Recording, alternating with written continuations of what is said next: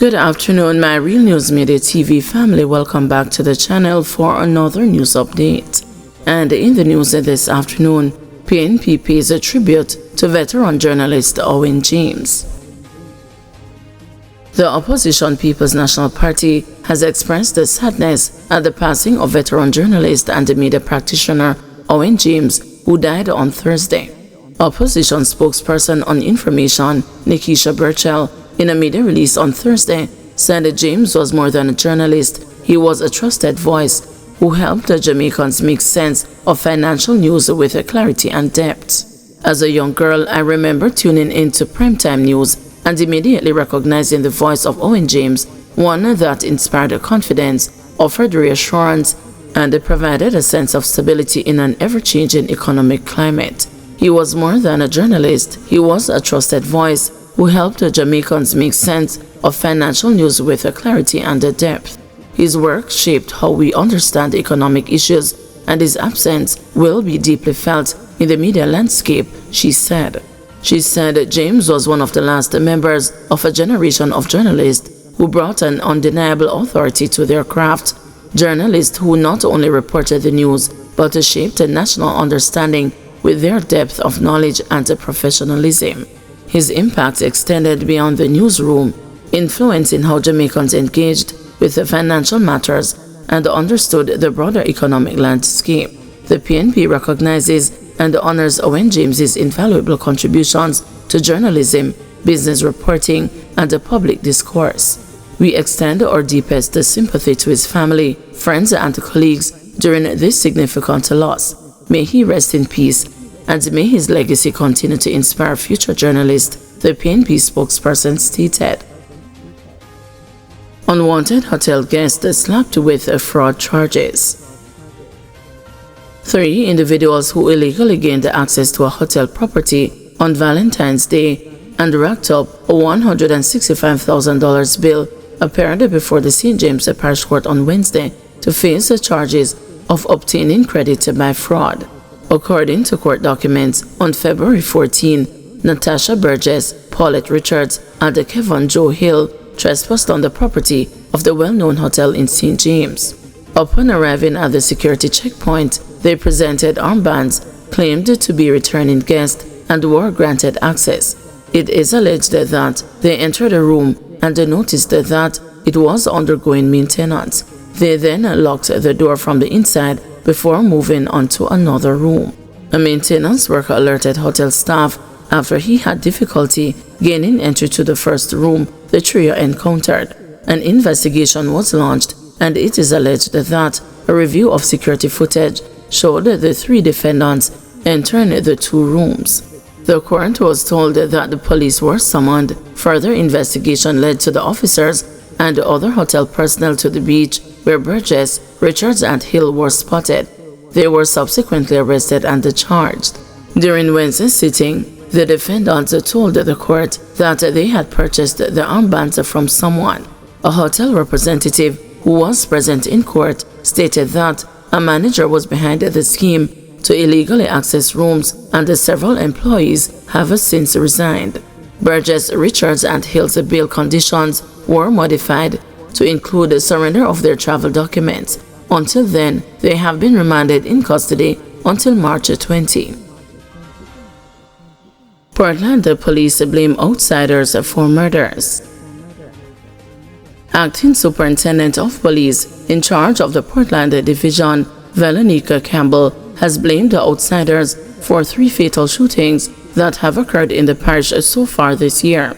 She has promised a more visible presence, and she is urging locals to alert the police when they see unfamiliar individuals who are acting suspiciously. The division remains committed, and you will see a lot more policing activities, especially on the streets. The 3 gun murders that occurred in Port Antonio from the investigation were committed by itinerant criminals, meaning persons who travel from elsewhere to the parish, Campbell said during Thursday's monthly meeting of the Portland Municipal Corporation. I am asking you, the councillors, to talk to your constituents, to be more aware of your surroundings, and when you see unfamiliar persons, please say something to the police. If you are involved in any dispute with anyone and you are threatened, reported the matter to the police. A man will not drive from St. James or Kingston to murder a stranger in Portland, Campbell added. Ballistic evidence recently led to the arrest and the charge of 2 St. Catherine men following the shooting death of a vendor along Boundbrook Crescent in the parish on March 4. Along Boundbrook Crescent in the parish on March 4. The deceased was identified as 31-year-old Ryan Smith, a vendor of Akitree Lane, Lighthouse Road in Port Antonio, charged with murder, possession of prohibited weapon, unauthorized possession of ammunition, and using a firearm to commit a felony are 27-year-old Andre Smith of Rosemary Close in Newlands and the 19-year-old Michael Morris of a Waterford address, both in Portmore, St. Catherine. Reports from the Port Antonio Criminal Investigations Branch are that at about 7:40 a.m. on March 4, Smith was at his stall when a black Subaru motorcar drove up and stopped beside him. Morris, armed with a handgun, alighted and fired several shots in Smith's direction, hitting him all over his body before boarding the vehicle and fleeing the scene. The police were informed of the incident and quickly intercepted the vehicle along the Buff Bay Main Road as the men tried to escape the parish. The men were taken into custody after a spent casing was found within the car when a search was conducted. They were charged on Wednesday, March 12, after they were interviewed in the presence of their attorney. Their court date is being finalized. Portland recorded 17 murders in 2021, 14 in both 2022 and 2023, and 13 in 2024, according to data provided to the Municipal Corporations meeting. There have so far been 3 more murders in the parish than for the comparable period last year. However, the Senior Cop said significant progress has been made in identifying the perpetrators. We are in a very unfamiliar spot now, given the recent crime situation. At present, we have a total of 5 murders as opposed to 2 for the corresponding period last year. Of the 5 murders, 3 have been cleared in terms of persons being arrested, and the other 2, we are on our way with the investigations, Campbell said. The murders that have been cleared up were committed in Buff Bay on January 31, in Windsor Forest on February 7, and the Boundbrook Crescent on March 4. In the February 7 incident, both the victim and the alleged killer are Haitians.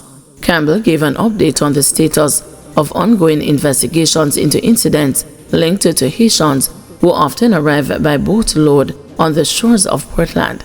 We have apprehended 9 Haitians and the 3 Jamaicans were charged for harboring illegal aliens. We continue to monitor the situation and to conduct operations to capture the other Haitians that are in the space, she said. More arrests, stolen vehicles recovered in Seatock, a crackdown on car stealing ring. Detectives assigned to the Stolen Motor Vehicle Unit at the Counter-Terrorism and Organized Crime Investigation Branch have recovered more vehicles and made additional arrests as they crack down on a car stealing ring operating in the corporate area and St. Catherine. It is being reported that 3 vehicles, a white 2012 Nissan AD wagon, a gray 2015 Nissan, and another Nissan AD wagon, were recovered during operations in Kingston and St. Catherine between Tuesday, March 11 and Wednesday, March 12. 2 individuals were taken into custody. This brings the total number of stolen vehicles recovered to 10. 7 of the vehicles were retrieved during operations conducted between Friday, March 7 and Saturday, March 8. 7 individuals were arrested during those operations. The detained suspects remain under investigation. Seatock has reaffirmed its commitment to dismantling organized criminal networks involved in motor vehicle theft. Anyone with information regarding stolen vehicles or suspicious activities is urged to contact Seatock at 876-922-2373, Crime Stop at 311, or the police emergency number 119.